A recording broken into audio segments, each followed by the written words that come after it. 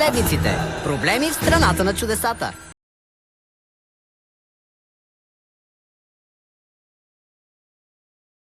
Няма да стигнем до работилницата на баща ми до залез. Знам едно място.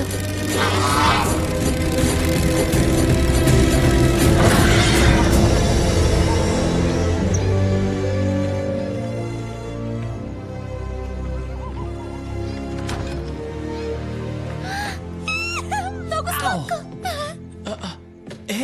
Белият заек обича автопортрети.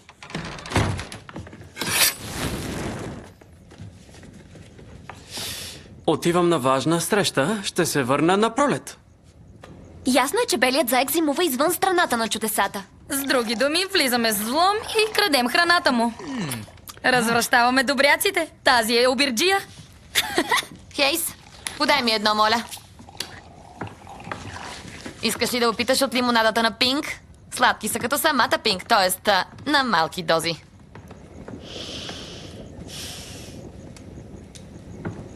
Трябва да ме покриеш. Отивам в къщата на баща ми. Сега? Сам ли?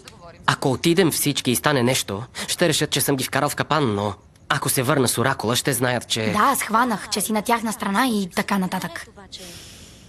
Добре, ще те покрия. Просто не съм сигурна. И какво, просто не говориш с мен? Не знам какво да кажа, Ред. Ако не виждаш проблема, не знам откъде да започна.